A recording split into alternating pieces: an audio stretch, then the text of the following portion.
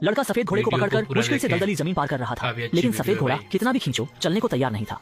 असल में उसका शरीर धीरे धीरे धंस रहा था। लड़का डर के मारे जोर से खींचने और चिल्लाकर घोड़े को ऊपर चढ़ने के लिए कहने लगा, लेकिन यह और तेजी से नीचे धंसने लगा। देखते ही देखते केवल उसका सिर बाहर रह गया। लड़का उसे पकड़कर फूट फूट कर रोने लगा। आखिरकार सफेद घोड़े ने एक दर्द भरी चीख निकाली और पूरी तरह से दलदल में समा गया। लड़का निराश होकर जमीन पर बैठकर जोर से रोने लगा।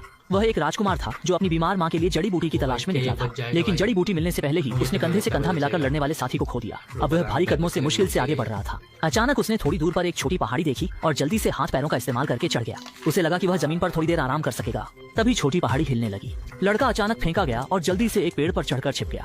उसने बड़ी आंखों से पहाड़ी की ओर देखा तो पाया कि वह एक विशाल कछुआ था। उसकी आंखें लड़के के पूरे शरीर से भी बड़ी थीं। लड़के को लगा कि कछुआ बहुत समय से जीवित है, इसलिए उसे बहुत कुछ पता होगा। वह अमृत के बारे में पूछने ही वाला था कि बूढ़े कछुए के चेहरे की मांसपेशियां हिलने लगी। एक बड़ा छींक लड़के को उड़ा ले गया। वह फिर पेड़ पर चढ़ा और बोलने ही वाला था कि फिर एक छींक उसके चेहरे पर आई, लेकिन इस बार वह तैयार था। उसने पेड़ की शाखा कसकर पकड़ ली और गिरने से बच गया। उसने जल्दी से अपना सवाल पूछा, लेकिन कछुआ बहुत समय से सो रहा था। उसका दिमाग धुंधला था। काफी सोचने के बाद उसे कुछ याद आया और उसने लड़के को एक दिशा दिखाई। लड़का फिर से दलदल पार करने के सफर पर निकल पड़ा। काफी दूर चलने के बाद उसे लगा कि उसके कदम भारी हो रहे हैं और शरीर दलदल में धंस रहा है। और भी बुरी बात यह थी कि पीछे एक भूखा भेड़िया उसे घूर रहा था। निराशा के समय अचानक उसके सामने तेज सुनहरी रोशनी चमकी। बादलों के बीच से एक दिव्य ड्रैगन निकला जिसने दलदल में फंसे लड़के को पकड़ लिया। भूखे भेड़िए के मुंह से उसे बचाकर वह फिर से बादलों में उड़ गया। लड़का एक नरम फर के बीच जागा।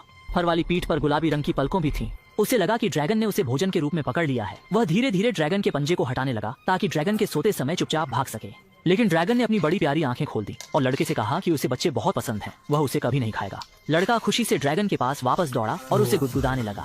ड्रैगन इतना आरामदायक महसूस कर रहा था कि उसकी जीभ निकल आई। लड़के ने पूछा, क्या उसे पता है अमृत कहाँ है? ड्रैगन ने पास की एक छोटी गुफा की ओर इशारा किया।